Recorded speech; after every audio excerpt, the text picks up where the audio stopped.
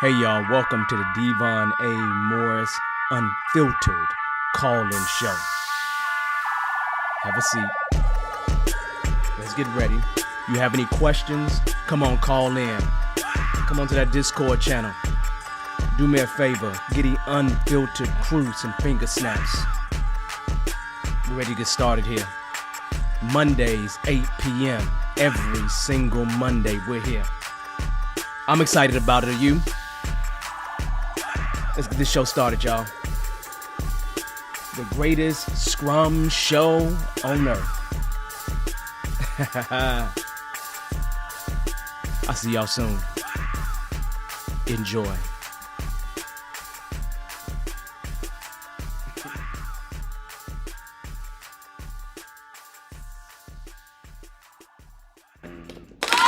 Hey. How y'all doing? How you doing? Man, we got another show here. Today is the 10th of June, man. The year's going by. If you don't know me, my name is Devon Morris. This is the Unfiltered Show where we talk about Scrum, Agile, entrepreneurship, all kinds of things like that, right? Today's topic, not really a super complicated topic, but it's a good topic, right? It's the triple constraint. It's really the triple constraint, y'all. I find this to be something that I always have to deal with Scrum when I'm working inside an organization. You can talk theory all the time, but a lot of times people want to kind of know, hey man, how you gonna deliver something? What's that date? How much scope am I gonna be able to get done? These kind of questions just kind of come up sooner or later, right? So it's something I want to talk about. So you just kind of sit back.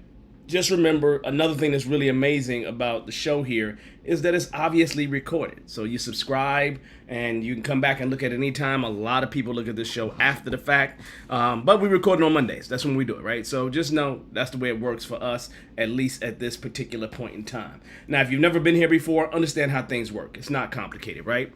So about 5 minutes after, we'll start talking about things like the topic. That's it. So we'll go, I always say we'll go 15 minutes. I lie sometimes. So we'll go as long as we need to. Once we're done with that topic, then we open the floor for any questions that you may have. You can drop those questions in the comments. Some people will join us live on the show, right? And be side by side. I'll be having a conversation with them, looking in one direction or the other. That's what we'll be doing, right? So really nothing complicated. So just come on in and kind of take a seat, relax. Because this is going to be like a project management heavy topic, right? Let's talk about, before we jump into that topic, what's going on with me. Not a lot, right? I got some client stuff to do, got some presentations to do. Just really back into the school thing, getting back into the groove. This is like the second week in terms of school. So that hits me a certain way. And so just working through that. And then it's just, just really getting down from weddings and graduations and things like that, right? So it's been a busy time. And congratulations to all the people and my friends and family who've had these wonderful and great events that have occurred. But they wore me out, man. I'm telling you, they have worn me out. But anyway, this week I got a CSM class, rocking that CSM class. I see a couple people that's in that CSM class probably here right now. And so, just come on in and enjoy. And like I said, if you have questions, just make sure that you drop them in the comments, right? We'll open the floor for that and then open up the floor for many other things as we kind of go through this thing, right? I'm just looking at my little collar here, man. This is my uniform right here. This is the uniform I always have loved, with a rugby shirt, right? Straight up rugby shirt. I'm probably gonna give me some more, right? But I'm in it, right? All right, so that being said, what else? Tell me what's going on with you all. Do me a favor, give me a shout out, holler your name out, something like that before we kind of, we get to past the topic, so I can give you a shout out a little bit later. So just know that. Let's see. Other than that, everything is cool, man. Just making sure my car's working like it's supposed to, making sure all the kids are where they're supposed to be at, and just one of those things. Father's Day, I think, is maybe next weekend. I'm not sure. I just kind of work all the time, right? Let's see. So that being said, I'm ready to get started, y'all. I'm ready to jump into the topic, right? I got my headphones here just in case we get calls to come in. But let's kind of get at the topic, right? Because I kind of want to go there. So let's go there right now. If you haven't, right? If you don't know the topic, The topic is really, really, really, really simple, right?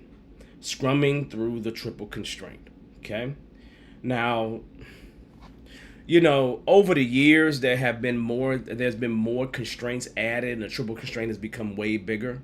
But I'm only talking about the three main things that most people think about when it comes to the triple constraint, regardless of what industry you're in.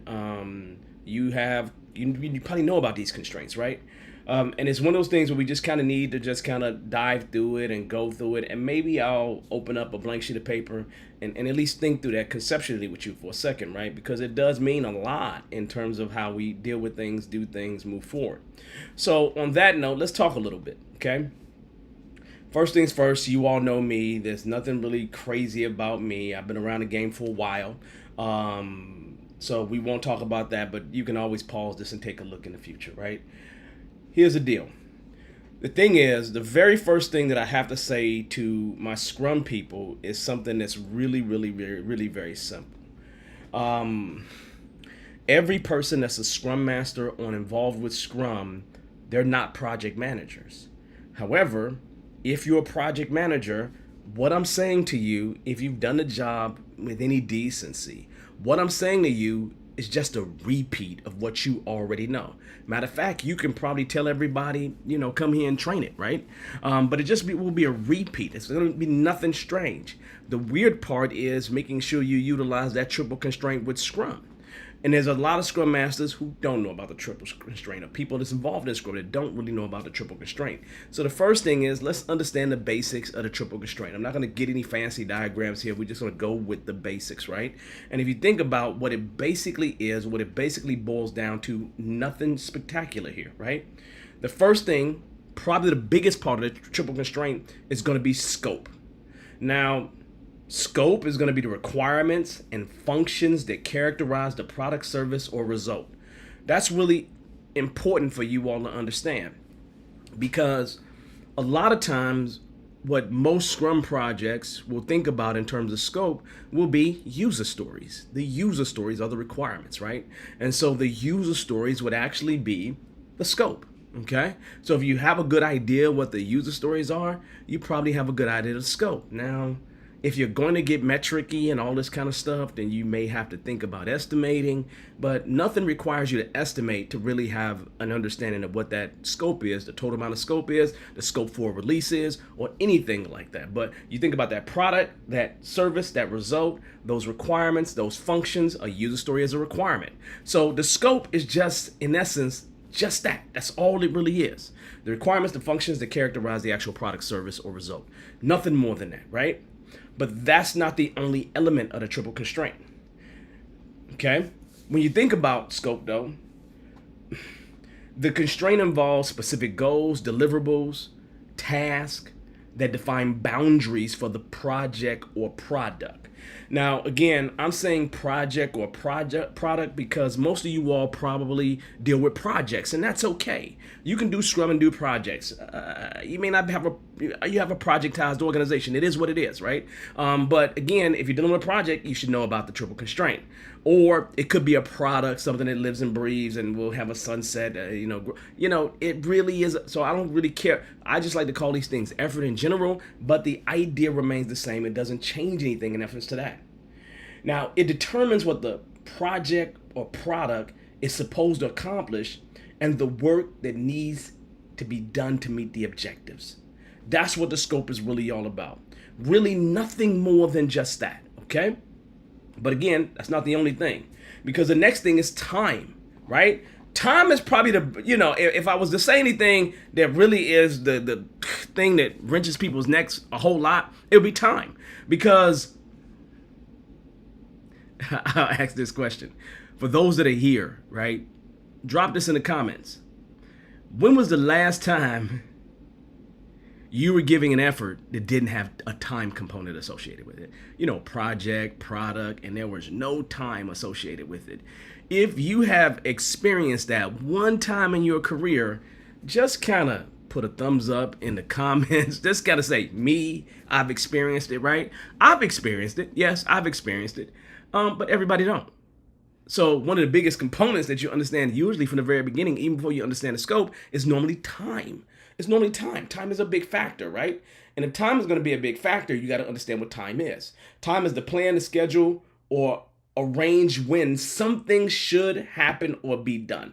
That's all time is. It is nothing more than just that. Okay? And if you think about time from that instance, we're good.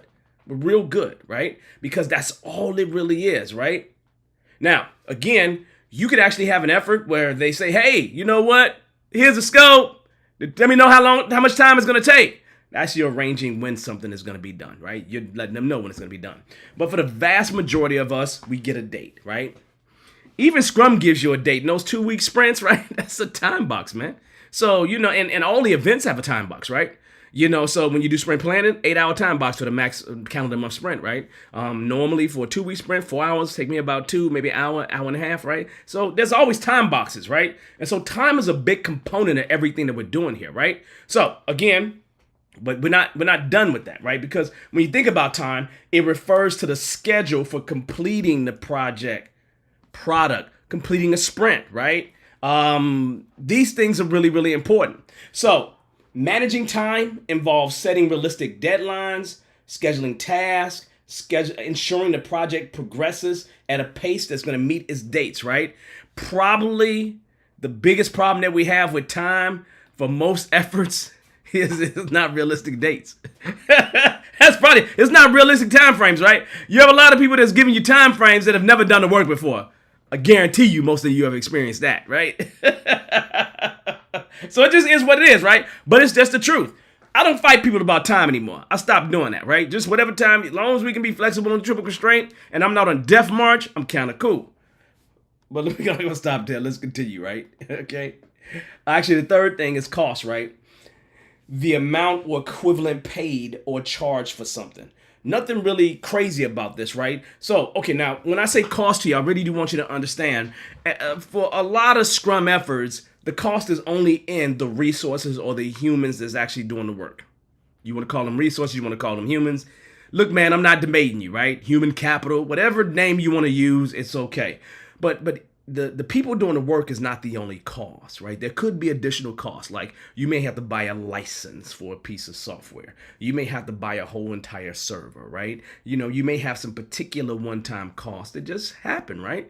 But probably whenever I'm dealing with Scrum, the only real cost that I'm really concerned about is the resources, the human capital that's actually doing the actual work.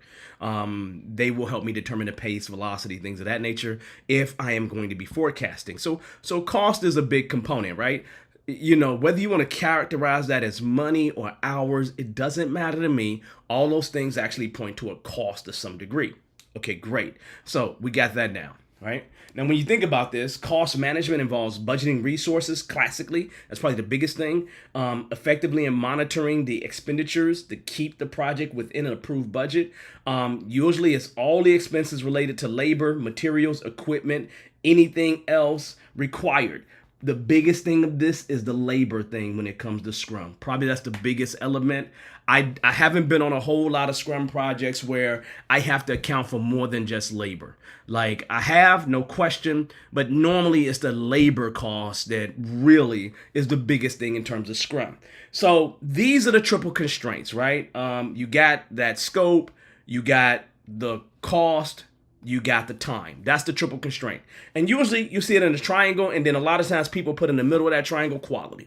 We can't sacrifice quality, so we got to account for the triple constraint. Quality sits in the center of that, okay? So that's really the elements of what the triple constraint is about. It's really no more than that. But here's the deal. When it comes to the triple constraint, here's probably one of the biggest things you got to start thinking about, right? Emphasizing value over scope. Okay, so now let's back that up, right? Because scope and value are not the same thing, right? If you've ever been around me in any kind of way, especially in a training, you understand that a requirement can exist, but a requirement doesn't point toward value. Once you get to it, so let me just say it to this way. There are inputs, there's activities against those inputs, and there's outputs, and then there's outcomes. Outcomes is how it impacts the users, right? And usually that's where your value points toward, the impact toward the users. Value can be looked at from different perspectives. Obviously, the user is going to invest time and into something and exchange something for that time, or utilizing whatever it is that you have there. The organization, stakeholders, may give money, may give time to make sure you got the right information. Developers value delivering a wonderful and great product. So everybody has some sense of value, right? But when I think about value, I gotta utilize value to help me with a lot of things, right? So emphasizing value over scope becomes extremely important when we're thinking about the triple constraint and we're thinking about Scrum. These things together. Now understand, if you ain't talking about Scrum here, okay, in the definition of Scrum, it talks about value, right? So really emphasizing value over scope is really, really important here, right? It's probably one of the reasons why we prioritize. So when you think about emphasizing value over scope, you have to understand something that's really important. Scrum teams focus on delivering the most valuable product features first. Understand, we talk in the Scrum, we always talk about prioritization. So we want to deliver the most valuable features first, period. When I say feature, I mean requirement. When I say requirement, user story, I'm just conflating these terms, right? So understand that's really important. That's the reason why we have a product backlog. That's the reason why we have a product owner that manages that product backlog, determines what goes first, second, third, fourth, et cetera, et cetera, et cetera. So you got to start thinking about that in terms of Scrum. But again, it doesn't just stop there, because when you do this, it ensures that even if the scope changes, the product itself will deliver the maximum value that it can within the time and cost constraints. Understand what I just said to you, okay? Understand what I just said to you. Really, I just said something really simple to you, right? I'm trying to deliver as much value, even if that scope changes, within the time and the cost constraints. Understand, it's constraint of time, constraint of cost.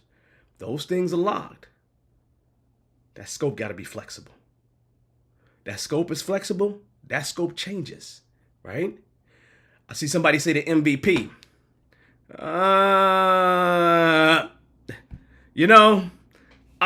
Remind me to mention the MVP later, right? Don't distract me, man. Don't distract me from what I'm talking about here. Anyway, you understand what I'm saying, right? So we'll talk about that a little bit later, right? But here's the idea, right? Again, there got to be some flexibility around scope, but you still want to maximize the value within whatever scope you deliver. So it becomes extremely important. So being able to emphasize, right, the value over the scope becomes extremely important, okay? Now, utilizing time boxes is another thing, right? You utilize time boxes to manage time in terms of Scrum, okay? Time boxes help you do lots and lots of things in Scrum, right? And so why is this important? All of the Scrum events have a time box. But in particular, let's take a look at sprint planning, right? Sprint planning, or at least being effective with sprint planning, is probably one of the most important things that you can do, because what you're doing in sprint planning is committing to a realistic subset of work. That's across that time box of the actual sprint. You're aligning scope with the available time based on the constraints of the resources. Does that make sense? Let me repeat that. I want to make sure you understand, right? In that sprint, and this is the reason why within Scrum, the developers actually make the commitment. Remember, developers are anyone that's working on any aspect of building whatever it is we're trying to build, right? So they're not just software developers. They're anyone that's working on any aspect of trying to build whatever it is we're trying to build. So it's really important that you know that it's a generic term, right? But when I think about it, right, in Scrum, I got a constraint of a time box. Let's just say it's a 2-week sprint. I got another constraint, the resources. That's my cost. So now I just locked resources and I locked time, which means we got to pick the right amount of scope that we believe we can get done with those two constraints. So Scrum automatically starts to help us deal with these things, right? And if you can consistently do that, you can find levels of predictability that you've never seen before, Okay?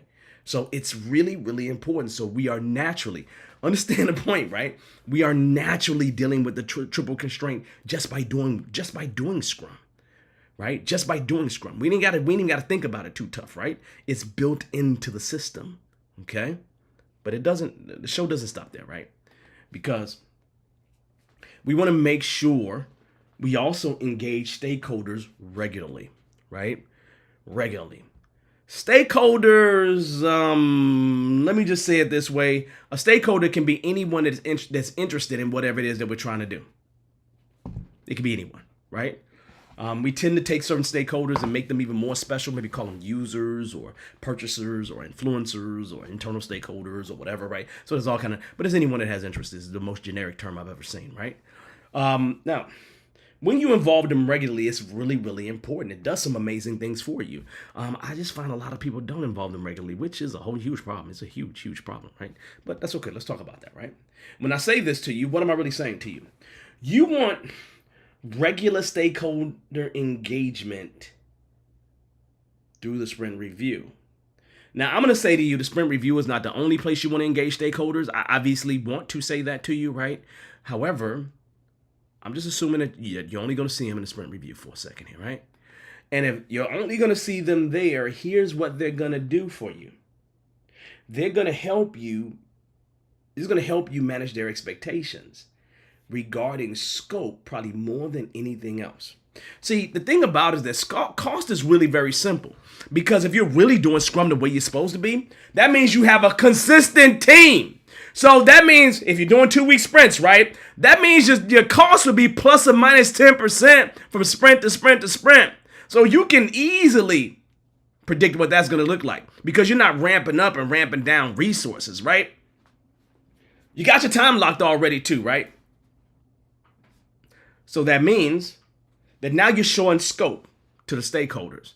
And the stakeholders are saying, I like that. I hate that. Whatever it is. Every one of those changes they talk about going to product backlog and has to be prioritized accordingly, right? And so now you are setting expectations with them about where we can go in the future, what the possibilities are here. They're adding more scope, something needs to be taken out, whatever it is, right? So you can have those kind of conversations. Really, really important, right? Especially after you've demoed it, right? So it doesn't stop there, right? Because continuous dialogue makes sure that the product itself aligns with the real business needs. Now, I say this because I said early in class, man, something really important. When was the last time you had a customer that knew exactly what they wanted when you started, right? And they got it right, right? Like, when was the last time that happened to you? Like, do me a favor. Think about it in the anodes of your brain, right? And just put the year that it happened to you, right? Like, just the year. 2023, 2019, 1973. I don't care. Put the year that it happened to you. Throw it in the comments, right? You know what I'm saying? Most of you all are going to say, never. Never. That's what you're going to say, right? I see Charmin over here say, never, right? I agree. Absolutely never, right? Most of them just don't know what they want, right? So it's good to be showing stuff to people early and often. Continuously, continuously, continuously. Why do I want to do that? Man, so I get them off my back, man. Right? Get them off my back, right?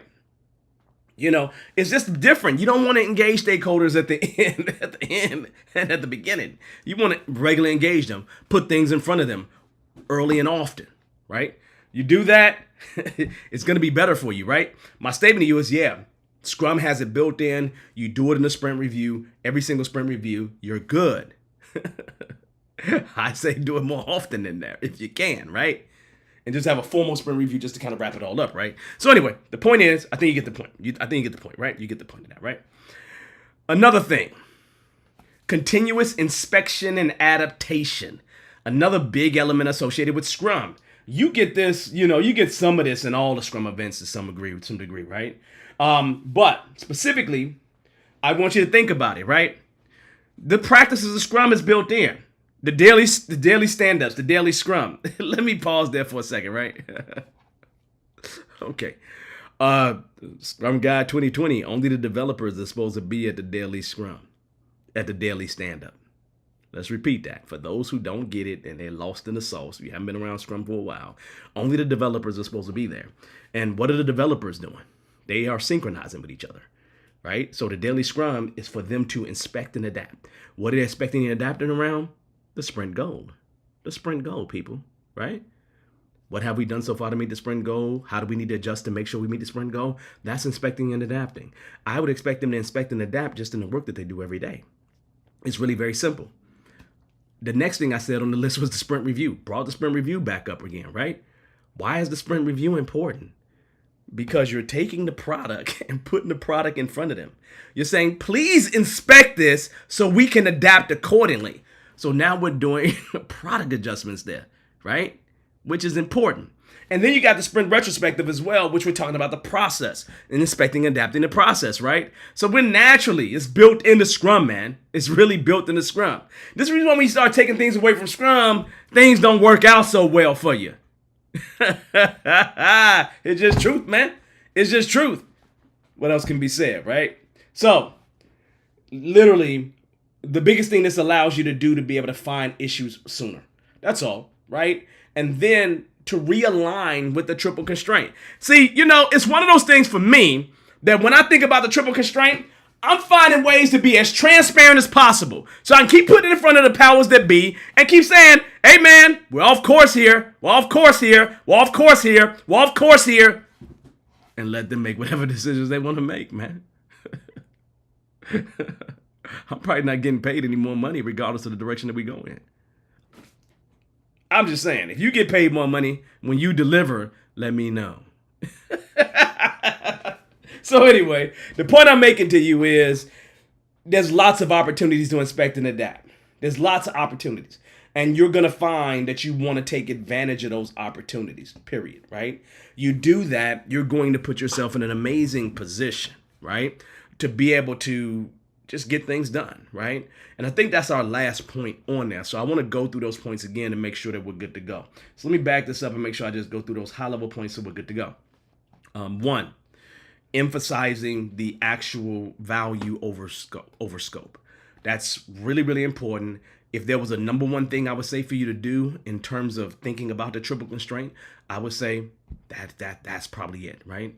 The reason why I say that is because you're likely going to negotiate on scope.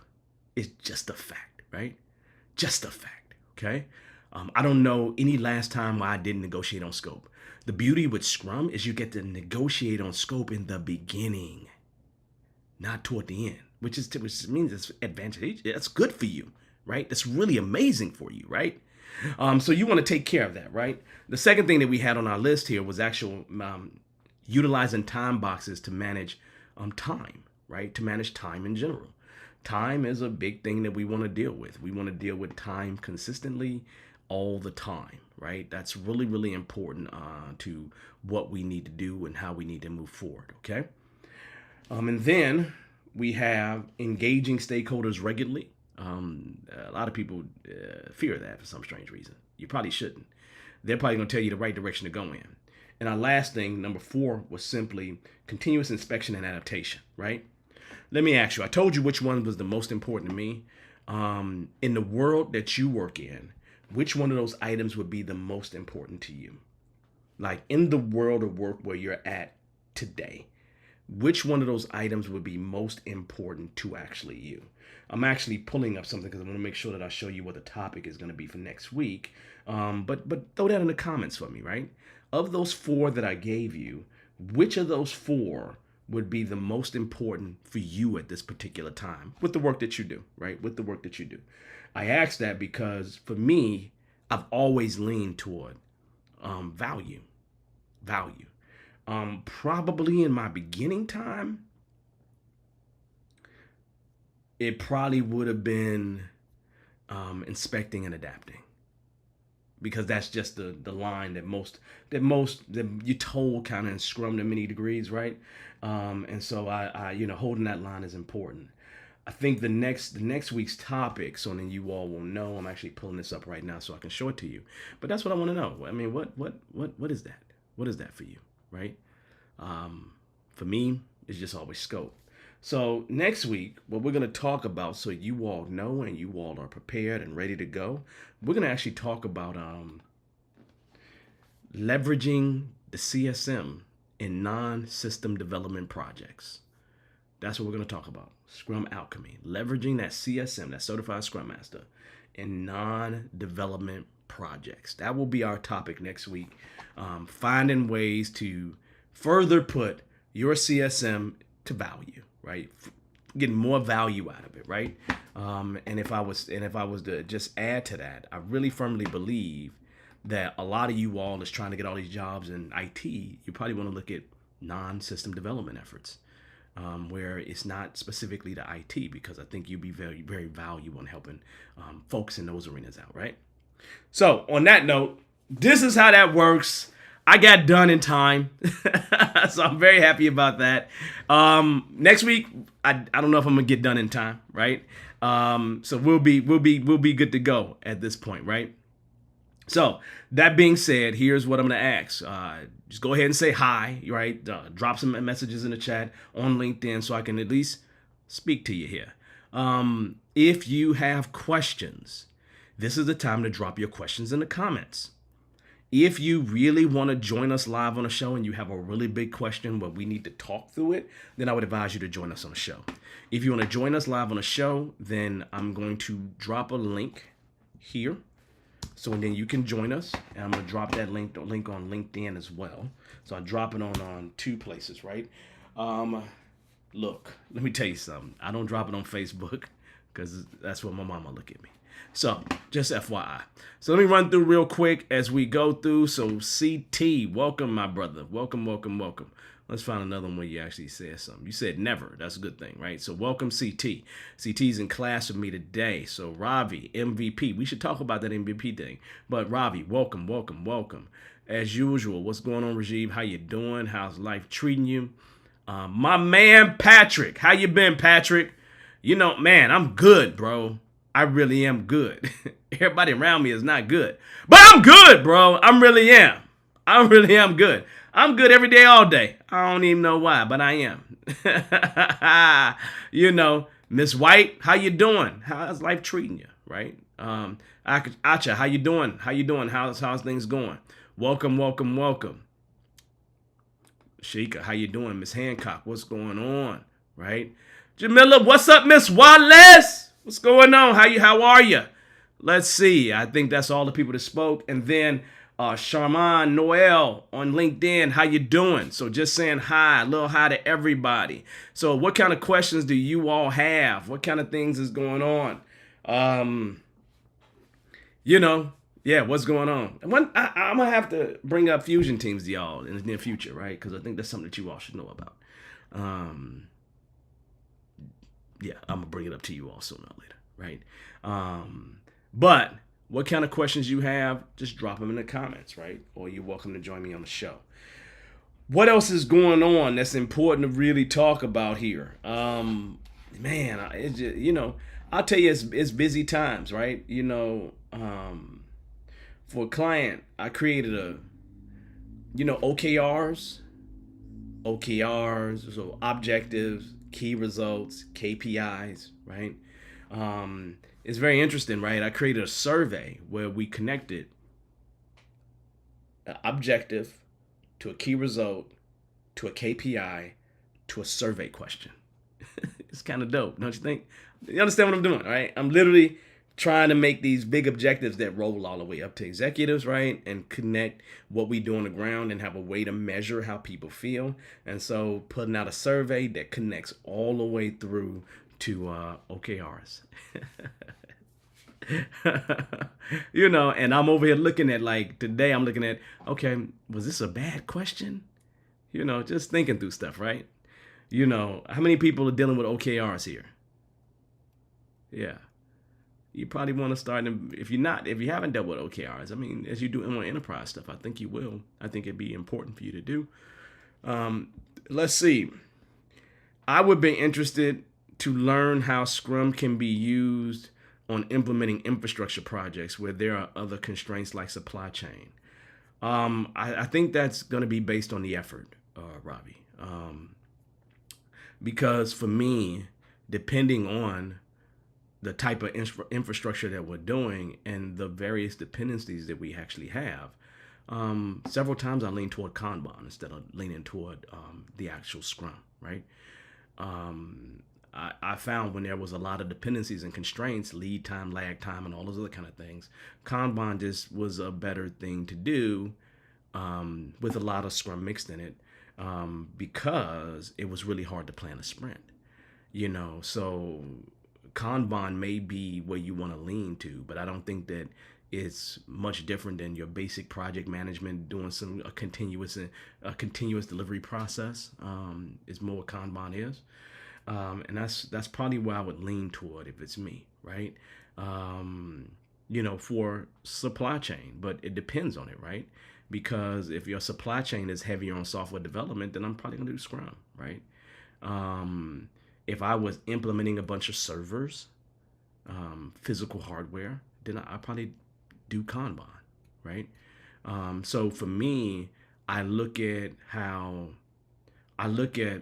probably the number one thing I look at the problem itself, but one of the things that I would make sure that I'm dealing with in general is saying to myself, can I actually plan a sprint and get to the end of the sprint and most things don't change? And if I can't get to the end of the sprint, I probably need to lean more toward continuous development, continuous delivery, continuous, getting things out. And that's more of a Kanban style. So for me, I probably lean toward Kanban, so it'd be a continuum. I could do Kanban, I could do some Scrum, but I think you got to look at the essence of the effort, right? Because all supply chain is not equal, right? So just know that and know that's what we do. You can look in your organization and probably find some examples of that, just so you know, Ravi. Okay? All right, so that being said, let's see. Possibly for my current unit, more KPI focused at the moment. Yeah, key performance indexes are really, really important. It's good to call those things out. And, in this survey, I got 15 questions, and each one of those 15 questions are directly connected to KPIs, right? And so I'm measuring, at least getting a perspective of the team and how we're performing. And I'm using the Likert scale. CT, you would know this because you're in a PhD program, right?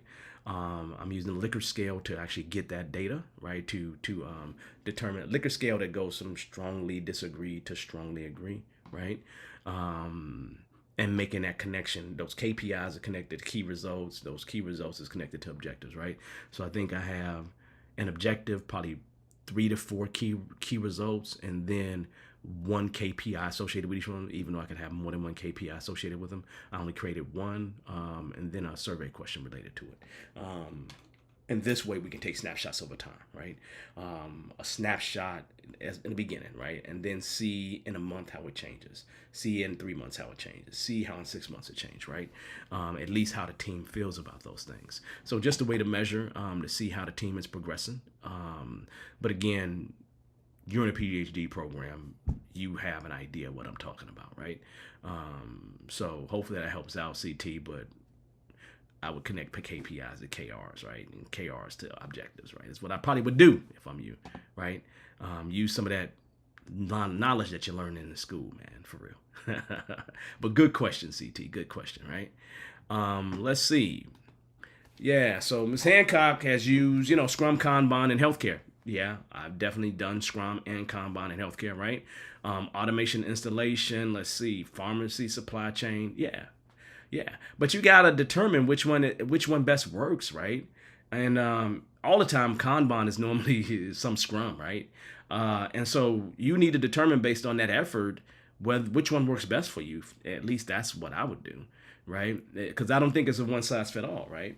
In organizations that I walk into and they say they're going to do Scrum across logistics, supply chain, across a bunch of things, I kind of be like, nah, I'm not sure if you want to do that. And it proves out that I'm usually right in terms of that because, again, I have experience with it, right? So I would definitely take a step back the moment I see that you want to use all Scrum on all things, right? No, that's not the way of life, right? You should pick the best tool to solve the problem, right? And then when you pick the best tool to solve the problem, then you end up with better results that way, right? You got to understand, One of the biggest problems with waterfall is that waterfall was a one size fit all, right? You would take waterfall and apply it to everything, right? And that's not a good idea, right? Who firmly believes that waterfall is not a predictable process, right? If waterfall is predictable, it's supposed to be predictable, a predictable process, right? The things that you're working on, if they're not predictable, why would you use waterfall? Is something wrong with me? Like, come on now, tell me. Tell me, why would you use waterfall on something that is innately not... Better yet, here's the deal, right? Some of you all got brand new children, right? And some of y'all got kids that are older, right? Would you use waterfall to raise them? Like, would you use waterfall to raise your kid? Would you use a predictable process to raise your kid? That's the question. Who in here would use a predictable process to... Just raise your hand and say, me, right? Who would use a predictable process to raise their kid, man? I got 6 kids. I wouldn't use a predictable process to raise them. I would die if I tried to do that, right? I would die, right? Because each one of them are different, right? You know, and they don't predictably do anything. They don't even predictably grow. They don't predictably eat, man. You know, let me tell y'all something, man. You know, I remember back in the day with the ex-wife. You know, she went to the job, and she needed me to stay home for a couple months, right? Like the only time I really took a break from working, right? You realize I fixed them kids Jiffy Mix cornbread every single meal. Like what I would do is I would fix loaves of bread, right? Real bread. I make bread from scratch, right? So I make some bread from scratch, but and that would be, it was 6 kids, man, and they all wanted bread. So I fix a loaf of bread every night, right? And what I fixed for dinner every time was Jiffy Mix, man. Jiffy Mix cornbread.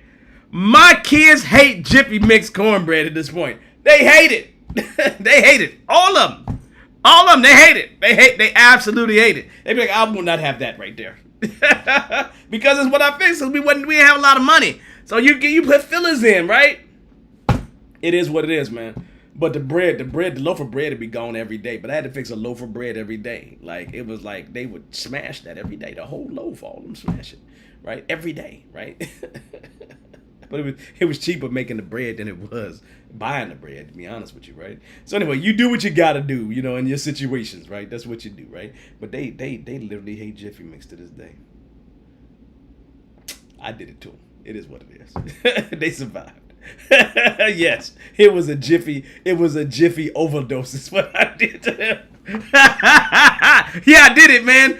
Really did do it. Jiffy overdose, man. But that bread was good. I'm telling you, that bread was delicious, man. I'd find different things to do and it was delicious, man. I think I still got that bread maker. I think I do. I'm gonna have to go find that bread maker, and I probably messed the bread up today. So anyway, you understand, right? All right, so are there resources that create a matrix of agile tools in parallel to certain industries? If so, are those findings consistent for using the best appropriate approaches? I would say no to that question. So there is not a matrix of agile tools, right? Because here's the problem. I'm going to give you a different analogy, right? There's a whole list of vehicles that exist in the world, right? But let's just focus on cars, you know, passenger cars, right? Pickup trucks included, the various sizes. Do you think that there's a matrix of cars for the type of family that you are, right? It doesn't exist. People could create a matrix, but that matrix is based on their opinion. It's not based on any quantifiable data. It's only their opinions, right? So if you see a matrix, it's an opinion-based matrix based on their experience. And there are those that exist, but you can go on the internet and find 2 or 3 different ones that are going to say 2 or 3 different things. And so there's no one thing that gives you the best approach. Every tool is a little bit different. And the other thing that you have to understand, CT, is that every company is different. A perfect example that I can give you is that there are certain tools, like if you think about a user story has a summary item called an epic, classically. There are some tools that will list epic user story relationships. But here's what happens in these tools, and that you'll find. There are some tools that will take a feature, which is kind of like a requirement, and features break down into epics, and the epics break down into stories. There are other tools that will take epics, and epics break down into features, and features break down into stories. There's some other tools that don't even have a third level, right? Those tools are the ideas and implementation of how that business wants to sell their product. And so some organizations actually have a feature epic story way or an epic feature story way of doing things. And so the problem is that every organization is different. So you really couldn't find a tool that really goes across certain industries and across all these industries. Certain ones will work a little bit better just because it is what it is. Right now, with a client that I'm working with, I have a team using Trello, and that tool is the best for them because they're doing things a little bit different. I have a team that's doing DevOps, Microsoft Azure DevOps, right? And that's the best for them. And I have another team that's using Jira, and that's the best for them. These are 3 different teams in the same company. They're using 3 different tools, right? In the same company, which is the same industry, right? So I don't think that exists. I think anything that you will get out there is opinionated. But heck, man, maybe you can write a dissertation on it, bro. I don't know. Hopefully that helps you out, CT, if it doesn't clarify for me, okay? All right, so I see makes sense, especially with the auto industry and the various hundreds of makes and models that are produced, yes, and prototyped annually, right? So, like there's tons of tools out there, man. And the 3 that you just mentioned are not even the heaviest 3 used.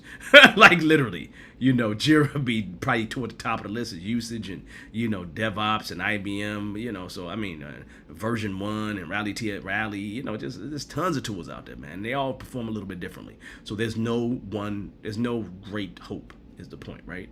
No great hope. So you won't find that, right? So it just is what it is. And yes, the 3 that you mentioned are internet based. Are very commercialized on YouTube and everything else. If you've been around Agile for a while, the other tools that I mentioned, you probably know about way better. I'm just saying, it's just truth, man. That's how I can tell you newness, CT. I can tell that you're a young buck. You're a young buck in this game. Tell me, hey, tell me for my folks that's been around Scrum, if you start mentioning Monday and Asana, tell me they're not a little bit newish to the game when they not mentioning Jira and these other tools as the top tool. I'm just teasing you, dog, for real. No. You need to get inside of companies, man. I agree, you need to research, but the biggest thing you need to do is get inside of organizations and see what organizations actually utilize, right? The best thing you can have is experience on the ground, and you will get into an organization. A lot of organizations have chosen tools already. They're not out here advertising what tools they have chosen. So you need to get into organizations and see what they're doing and how they're utilizing these tools, and that's the best thing that's going to let you know what's going on, right? So anyway. So I'm just saying, right? Let's see. Yeah. Regarding childcare, yeah, you got to pivot with kids, man. I love them, but they crazy. They crazy, right? I love them, but they crazy, right? All right, so Washeen Hayes, right? My company will not move away from waterfall, and we implement ERP software integrations. It's painful. Yeah, it's painful. I've done an Agile ERP before, right? And it's way better, right? So that sucks, man. I agree with you. It does suck. That's painful, right? Yeah. And the worst thing about it is that it's like saying that whoever you're implementing it for, they know all the answers up front on what they desire and need. And that's a lie.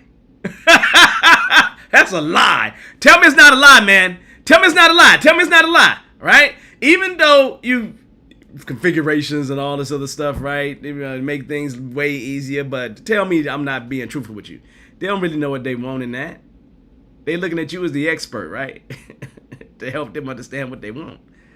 But it's better to show them than it is to have them guess at it without showing them. So I think Agile is a great thing to help out in with ERPs, man, for real.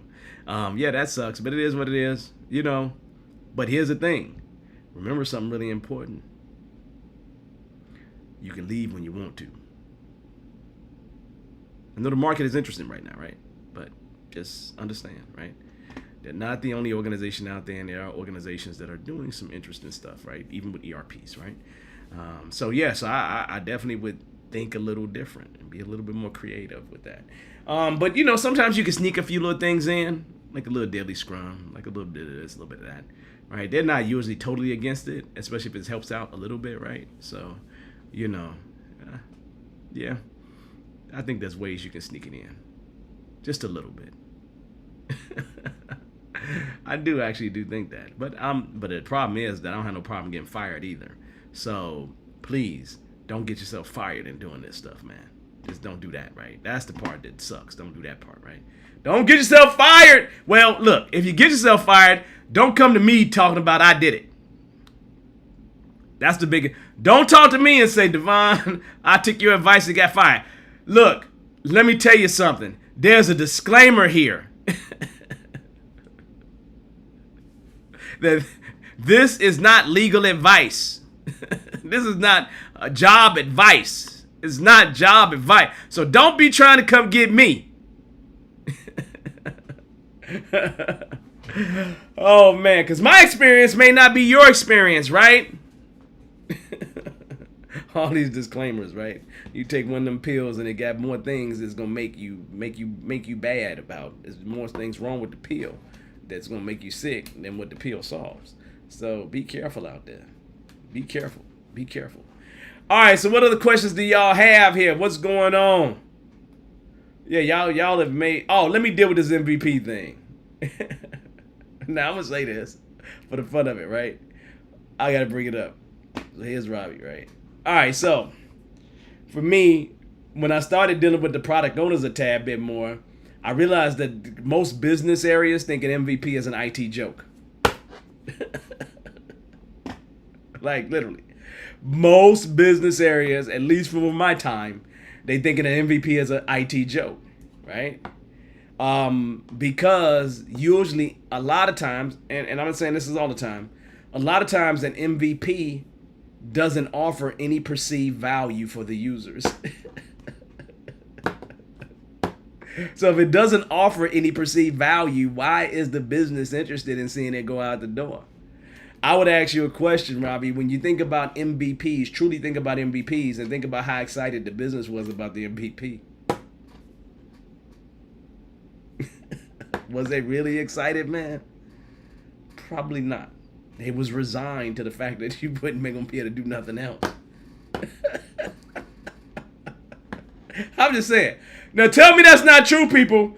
Come on now. I don't have no back in here. Y'all telling me that I'm crazy? Am I crazy?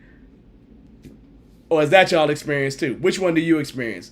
That a lot of MVPs don't have any perceived value for the user, or that MVPs offer a lot of value for the user? Which one is it? Tell me. Which one is it? Which one is it, y'all? Come on now. Oh, no. You know, y'all know better. Come on now. Y'all know better. Don't be trying to tell me that nonsense. You know the truth. And you hear me, did you hear what I just said? I said, you know the truth. That is so crazy. Yeah, man. Yeah, man. Oh, no, man. Yeah, that's crazy. So no. All right, so I got to tell you all this, right? So if you like what you see here, you should probably subscribe and you should probably click the like button. I probably should have told you that a long time ago, but I just be having fun. I be enjoying myself, and I don't be thinking about that, as y'all know. Y'all used to remind me. Like Patrick used to remind me. Miss White used to remind me. Miss Hancock used to remind me.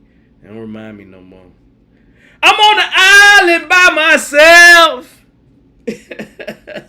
No, I love y'all. Y'all know I love y'all. Ain't no question.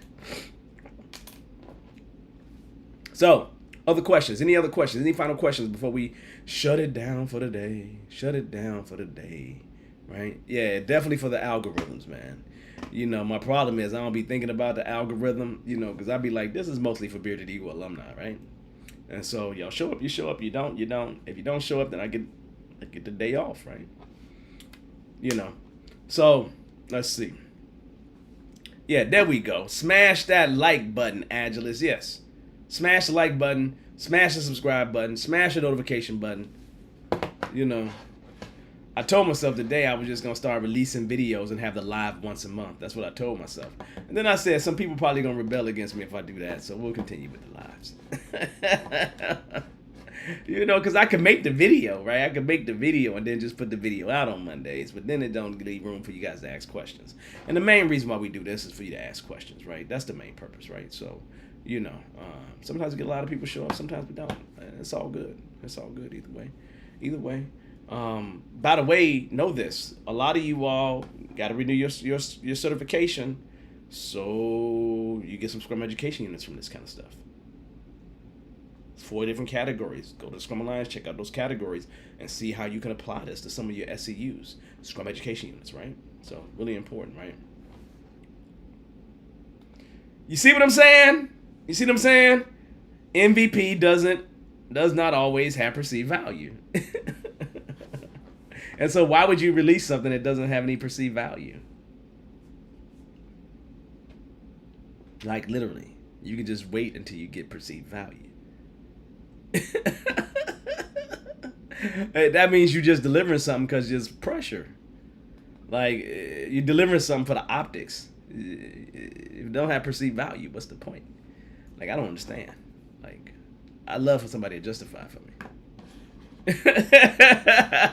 Now, you know, when I say deliver, I'm really saying make it available to the users. I'm not really saying put it in production because to me, if you're doing continuous delivery, you should be putting it in production all the time. You know, with flags, with feature flags, or whatever kind of flags you want to call them. So then you don't, permissions, whatever you do to make sure people don't see it until you're ready for to see it. And a product going to say, hey, it's officially released, and you make it available to people, right? But again, that's a different way of thinking about that kind of stuff. It's a very different way of thinking about it, right? Y'all, we almost at the halfway point of the year where half the year is over. Can you believe that mess? Like, it's crazy. Time going by fast. I guess when people were taking care of me fully, time went by slow. But once I started paying my own way, time just always went by faster. I wonder, do you feel that way too? All right, y'all. I think that's about it. I think we're good to go. So y'all know what we're going to talk about next week. No problem. We're going to be talking about leveraging that CSM. Leveraging your certification, that CSM certification in non-development projects, right? That's what we will talk about next week. I do want to do something on risk management and talking about risk management. We may do that this month as well, talk about risk management because I think a lot of people don't understand the risk response strategies, and talking about that I think would be helpful with you for risk management. You know, Scrum naturally takes care of risk in a lot of ways, but I think that's another topic I want to cover. So hopefully you all are interested in that because that I think is important, right? All right, so on that note, y'all, this has been amazing. You all are always amazing. I really, really appreciate you showing up, showing out with me. This has been a great time. It always is. Just know that every Monday night we do this at 8 p.m. Unless it's a holiday, we won't do it. In July, I'm going to miss a day because I got a cruise to go on. And I'm not going to be able to, I literally do this from any place I'm at. Unless the internet's not strong. And the internet's not going to be strong on the cruise. So, just FYI, so you all know. I'll let you all know when that's going to happen. Y'all are so welcome.